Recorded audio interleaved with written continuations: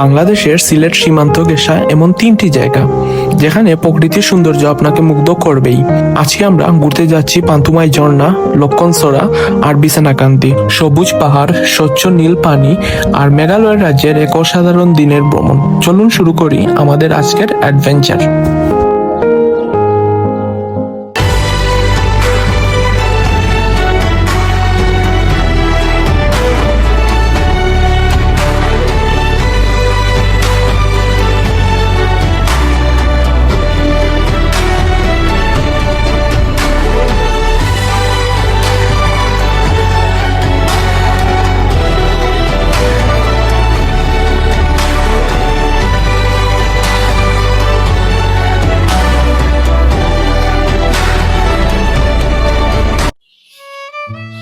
আসসালামু আলাইকুম সবাইকে। আজকে আমরা শুরু করতে যাচ্ছি নতুন একটি আমাদের আরো ভ্রমণ ভিডিও। যাবো সিলেটের বেশ কয়েকটি জনপ্রিয় দর্শনীয় স্থান ঘুরতে। আর প্রথমে যাব আমরা লক্ষণছড়া, তারপর পান্তুমাই ঝর্ণা এবং সর্বশেষ বিছানাকান্দি হয়ে। এখন আমরা আছি হাদারপাড়ের অতি সন্নিকটে। আর আপনারা দেখতে পাচ্ছেন নিশ্চয়ই আমার পিছনে কি সুন্দর আর কি একটা ভিউ। আকাশটা বলতে গেলে একদম ক্রিস্টাল ক্লিয়ার। যে মেঘালয়ের পাহাড়গুলো আছে এই জায়গা থেকে অত্যন্ত সুন্দরভাবে দেখা যায়। আর এই দেখুন যে এই রাস্তাটা কি সুন্দর আর কি, রাস্তার চারিদিকে কি সুন্দর গাছ দিলাম। আর এখন আমরা এখান থেকে আবারও ঠিক হাদারপাড় চলে যাব।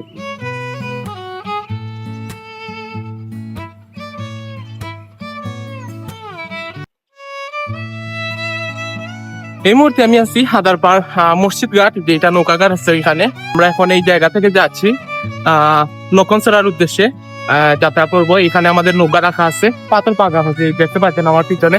এই জন্য হয়তো সাউন্ডের মধ্যে কিছু সমস্যা হতে পারে। আর আমাদের যাত্রা এখন মাত্র শুরু হবে এই ঠিক এই জায়গাটি থেকে।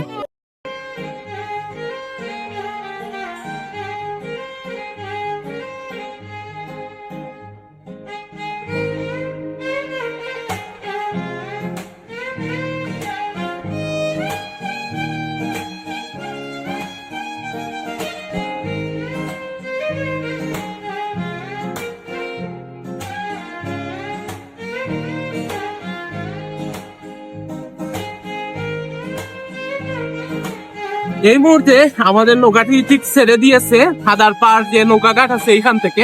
আজকে আমরা মূলত দেখবো তিনটা স্পট। প্রথম পান্তুমাই, লক্ষণছড়া ও সর্বশেষ বিছানাকান্দি। আর এক কথায় যদি আমি বলি আজকের দিনের আবহাওয়ার কথা, সত্যি চমৎকার একটা আজকে দিন পাইছি।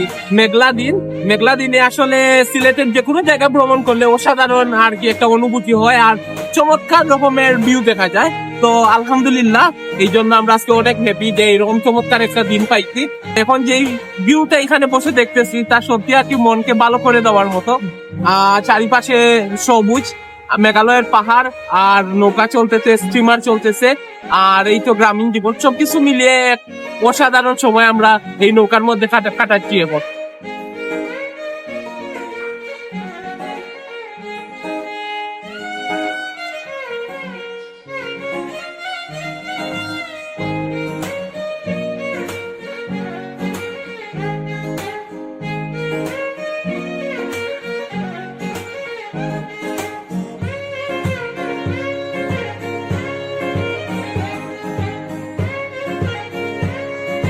আমরা অবশেষে এখন পান্তুমাই যে ঝর্ণা আছে এইটার কাছে আমরা চলে আসছি। আর এইটা হলো গিয়ে পান্তুমাই ফুটবল মাঠ। আর ওই দেখতে পাচ্ছেন যে ঝর্ণার পানি কি সুন্দর পড়তেছে এখানে। সবকিছু মিলিয়ে আলহামদুলিল্লাহ অনেক সুন্দর একটা ভিউ আমরা দেখতেছি এই জায়গাটি থেকে। আর এখন যেহেতু বৃষ্টির মৌসুম, তাই প্রচুর পানি আপনারা ঝর্ণায় দেখতে পাচ্ছেন। মানে ছোট ছোট নৌকা আছে, আপনারা চাইলে এইগুলা নিয়ে ওইখানে যেতে পারেন, ঘুরতে পারেন এই আর কি। আর ওই দিক দিয়ে হলো গিয়ে বিজিবি ক্যাম্প।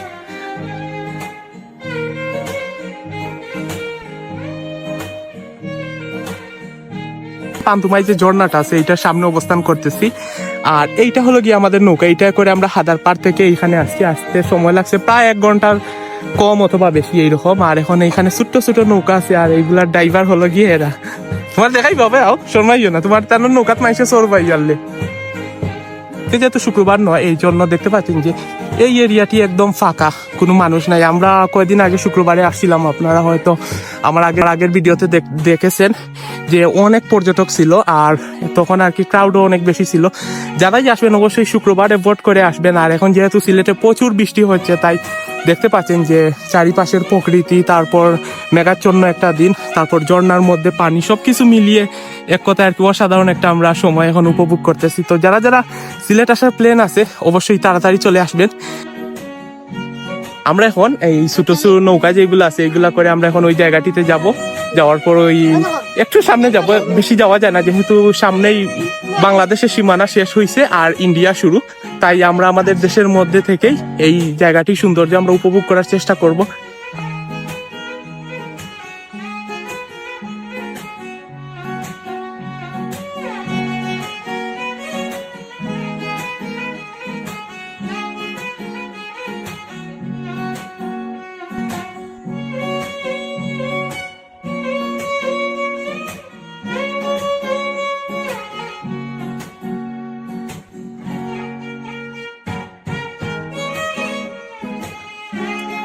আমি এখন এই মুহূর্তে নৌকায় করে দেখতেছি পান্তুমাই ঝর্ণা বা বরহিল ফলস যেটাকে বলা হয়। আর এইটা মূলত আমরা পেয়ে থাকি যখন মেঘালয়ে যাওয়া হয়, যাওয়ার পথে আমরা এই ঝর্ণাটিতে, এই ব্রিজের মধ্যে গাড়ি ব্রেক দিয়ে এই ঝর্ণাটি দেখি। তবে মোটামুটি সকালের দিকে বৃষ্টি যেহেতু হয়েছে আর মেঘালয়ে প্রচুর বৃষ্টি হচ্ছে, এই জন্য দেখতে পাচ্ছেন যে ঝর্ণায় কিরকম পানি। এইখান থেকে এই ঝর্ণার পানি শোনা যাচ্ছে, পানির আওয়াজ শোনা যাচ্ছে, এত ভালো লাগতেছে আমাদের। আর আমাদের পাশে আরো আরেকটা নৌকা আছে আমাদের, ওরাও এনজয় করতেছে সবাই। আর এত সুন্দর একটা মুহূর্ত যে আমরা এই জায়গায় কাটাচ্ছি তা কল্পনারও বাহিরে। এবং আমরা প্রায় সময় চেষ্টা করব এইখানে আসার এবং দেখার প্রকৃতি। এবং আর ইনশাআল্লাহ ইন্ডিয়ার ভিসা স্বাভাবিক হলে আবারও ইন্ডিয়া যাবো, এটা দেখবো। তো এখন আমরা নৌকা করে এই জায়গা আমাদের মতো ঘুরবো।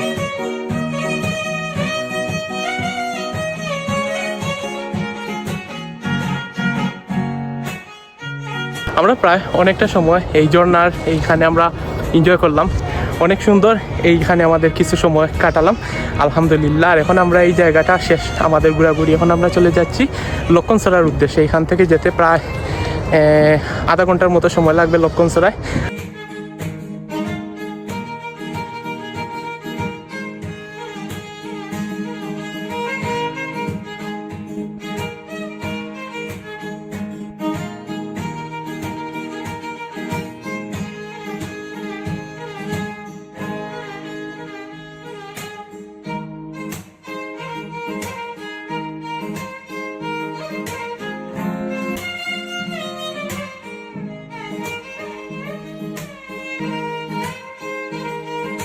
আমাদের নৌকা আমাদের ঠিক এই জায়গাটিতে নামিয়ে দিয়েছে।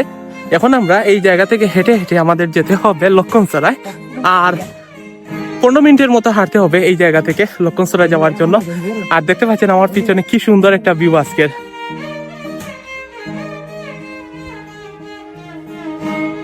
লক্ষণসরা কোন জায়গায় পড়েছে এটা? লক্ষণসরা এটা পড়েছে বাংলাদেশ ভারত সীমান্তে আর কি। আর যেই ব্রিজটার জন্য মানুষ যায় এইটা মূলত ইন্ডিয়াতে অবস্থিত। আর আমরা দেখবো আমাদের বাংলাদেশ থেকে।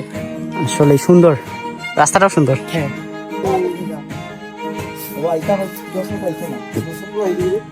যারা যারা ইদানিং লক্ষণসরা আসতে চান তারা অবশ্যই এই রাস্তাগুলোর কথা মাথায় রেখে আসবেন। দেখেন আমরা কেমনে যাচ্ছি, শুধু ভিডিওর মধ্যে যে যারা দেখেন যে সুন্দর জায়গা, যাতে এটা তো ফেস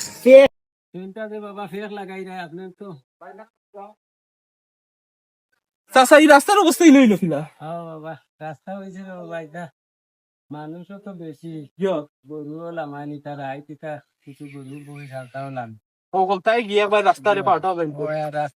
রাস্তা তো বাবা কোন ইউনিয়ন এটা চাচা ইউনিয়নের নাম কিটা? পশ্চিম জাফলং হইলো, পশ্চিম জাফলং। আচ্ছা, আর গ্রামের নাম? গ্রামের নাম হইলো নোয়াগাঁও। আচ্ছা ঠিক আছে। আপনার এলাকা তো এখন খুব ভাইরাল হলে সারা বাংলাদেশ থেকে মাইনছে দেখে, বুঝছেন? আমার সাথে আমার সামনে এই যে পাহাড়গুলা দেখতে পাচ্ছেন এইগুলা হলো গিয়ে ভারতের অংশ। আর এইটা হলো আমাদের বাংলাদেশের রাস্তা, এইদিকে বাংলাদেশের কৃষি জমি। এখন আমরা ভারত বাংলাদেশ সীমান্তের অতি কাছ দিয়ে হেঁটে যাচ্ছি। অনেক সুন্দর একটা জায়গা সত্যি, আর কি বলবো, অসম্ভব রকমের সুন্দর এই জায়গাটি। আর এই দেখতে পাচ্ছেন এইগুলা হলো গিয়ে সুপারি গাছ, এইগুলা মূলত ইন্ডিয়ান যারা আছে তাদের। আর এই যে দেখতে পাচ্ছেন ধানের চারা লাগানো হয়েছে, এইগুলো আমাদের বাংলাদেশের কৃষক যারা আছে তারা রোপণ করছে। কিছুদিন পর এই যে মাঠ প্রস্তুত করা হচ্ছে, এইখানে ধান গাছ রোপণ করা হবে। যে জায়গা রাস্তাটা এটা নতুন তৈরি করা হয়েছে, এই জন্য রাস্তার কন্ডিশনও তেমন ভালো না। যারা আসবেন অবশ্যই হাঁটার মন মানসিকতা এবং যে কাদা পানি এইগুলা দিয়ে হাঁটার অভ্যাস যদি থাকে তাইলে অবশ্যই আসবেন, না হয় আসার প্রয়োজন নেই, কারণ অনেক কষ্ট করতে হয় এই জায়গায়।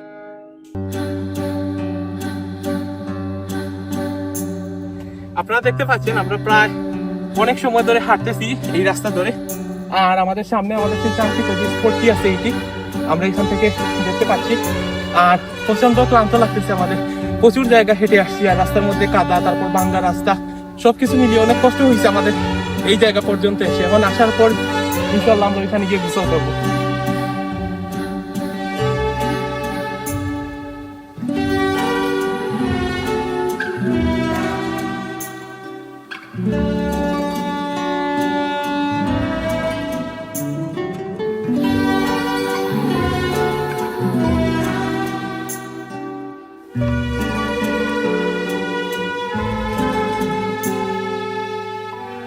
এখন ভারত বাংলাদেশ সীমান্তের যে সীমানা প্লেয়ার আছে, আমরা এইখানে দাঁড়িয়ে আছি। এই দেখতে পাচ্ছেন এইদিকে হলো গিয়ে বাংলাদেশ, আর এইদিকে আমাদের দাদাদের দেশ ইন্ডিয়া। আর এখন আমরা আছি এই বাংলাদেশে, আর এই যে দেখতে পাচ্ছেন এইটাই হলো গিয়া লক্ষণসভা। আজকে এখানে আসার পর জানতে পারলাম যারা স্থানীয় আছে তাদের মাধ্যমেও তারা ইন্ডিয়ার মধ্যে চলে গিয়েছিল। বিএসএফ করছে কি, তাদের কয়েকজনকে কান ধরাইছে, তারপর কয়েকজনকে লাঠি দিয়েও বাড়ি দিছে, দেওয়ার পর এইদিকে অনেক কষ্টের পর এইদিকে আসতে পারছে বাংলাদেশে। তো যারা আসবেন অবশ্যই সাবধানতা অবলম্বন করবেন। দেখা যায় যে অনেকেই ওইদিকে চলে যায়, তো এইগুলো আপনারা করবেন না কোনো সময়। বিজিবিও আছে, বিজিবিও বলতেছে যে ওদের এখানে না যাওয়ার জন্য, ওরা ডাকবে বিএসএফ, আপনারা সাড়া দিবেন না, গেলেই আপনাদের নিয়ে নিবে বা একটা ঝামেলা ফেলার ওরা চেষ্টা করবে। আর এই যে দেখতে পাচ্ছেন আমার সামনে বাড়িগুলা, এইগুলা হলো গিয়ে ইন্ডিয়ার সব গড় বাড়ি, এইগুলা সমস্ত ইন্ডিয়ার মেঘালয় রাজ্যের কোনো একটা অংশ হবে এইগুলা। আর আমরা এখন ঠিক লক্ষণসরায় আছি, আমরা এখন এই জায়গাটিতে গোসল করবো। ইদানিং সোশ্যাল মিডিয়ায় অনেক ভাইরাল হওয়ার কারণে প্রচুর পর্যটক এই জায়গাটিতে আসছে। আগে আমরা যখন আসতাম তখন হাতে গোনা কয়েকজন থাকতো, বা লোকাল মানুষ যারা থাকতো তারা গোসল করতো, এইরকম অনেক সুন্দর একটা পরিবেশ তখন পাওয়া যেত। এখন ভাইরাল হওয়ার পরে দেখেন কি অবস্থা। আজকে শুক্রবার না, শুক্রবার হলে তো আর কথাই বলার নাই যে এত পরিমাণ ক্রাউড থাকবে। আর বিএসএফ একটু সমস্যা করতেছে, যেহেতু গরম লাগতেছে, আর ভিডিও করার মতো এখন আর মুড নাই। তো এখন আমরা ভিডিও বাদ দিয়ে আমরা গোসল করি এখানে।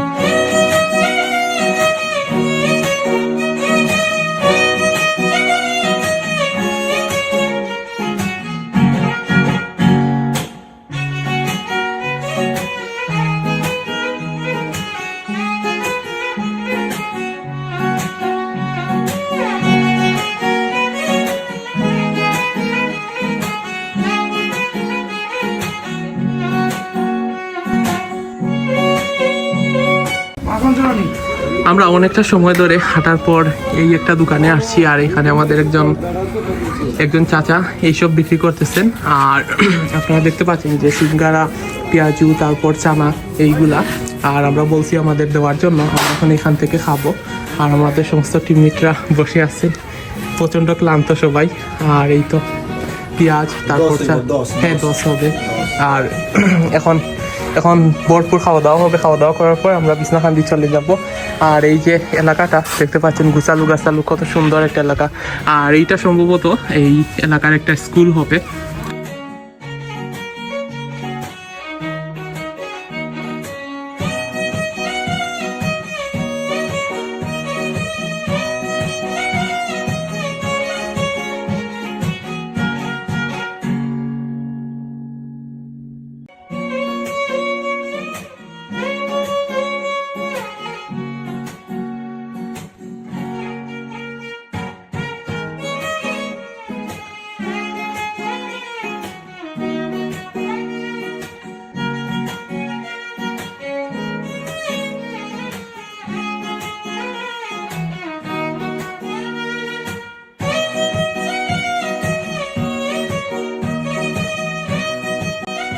আমরা প্রায় 1 ঘন্টার মতো বা 1 ঘন্টা 20 মিনিটের মতো জার্নি করার পর অবশেষে বিছনাকান্দিতে চলে আসছি। আর এই তো আমার সামনে যে জায়গাটি দেখতেন, এটাই হলো গিয়ে বিছনাকান্দি 0 পয়েন্ট।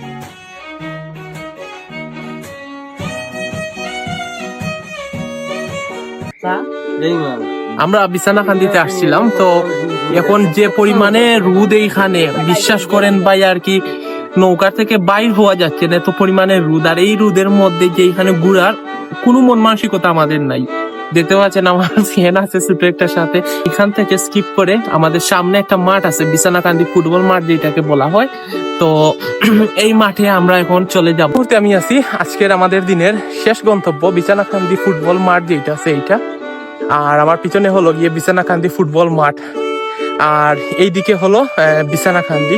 এই দেখুন বিছানাকান্দি। আর এই যে দেখতে পাচ্ছেন আমার পিছনে যে মাঠটা রয়েছে, এইটাই মূলত যে ফুটবল খেলা, তারপর এখানে যে লোকাল আছে তারা খেলাধুলা করে। বৃষ্টির দিনে বিছানাকান্দি আর কি সত্যি 100-100 ভ্রমণের জন্য পারফেক্ট। আর বৃষ্টি কবে হয় আর কবে রোদ উঠে এইগুলো বোঝা যায় না তেমন একটা। আমরা আশা করছিলাম অনেক বৃষ্টি হবে আজকে, কিন্তু এইরকম যে রোদ বা আবহাওয়া পাবো তা কখনোই চিন্তা করি নাই। তো আজকের আমাদের দিনের শেষ গন্তব্য এটাই। আমাদের আজকের দিনের ট্যুর আমরা এখানেই শেষ করতেছি, কারণ আমাদের যে কয়টি স্থান ছিল ঘোরার মতো, আলহামদুলিল্লাহ অনেক সুন্দরভাবে আমরা ঘোরাঘুরি শেষ করলাম। আপনারা যখন এই জায়গায় আসবেন নৌকা করে, আপনারা নৌকার যে মাঝি আছে ওনাকে যদি বলেন আমাকে ফুটবল মাঠে নিয়ে যাবেন, উনি অবশ্যই আপনাকে ফুটবল মাঠে নিয়ে আসবে। এটা কি অনেক সুন্দর একটা জায়গা। তো তবে ইদানিং সোশ্যাল মিডিয়ার কল্যাণে অনেকেই আসতেছে। আর এখন আমাদের ট্যুর আজকে এইখানে আমরা শেষ করতেছি। আবারও আপনাদের সাথে দেখা হবে নতুন কোনো জায়গায়, নতুন কোনো অভিজ্ঞতা, সবকিছু মিলিয়ে। আর এখন আমরা এখানেই বিদায় নিচ্ছি। ভালো থাকবেন, সুস্থ থাকবেন, আল্লাহ হাফিজ।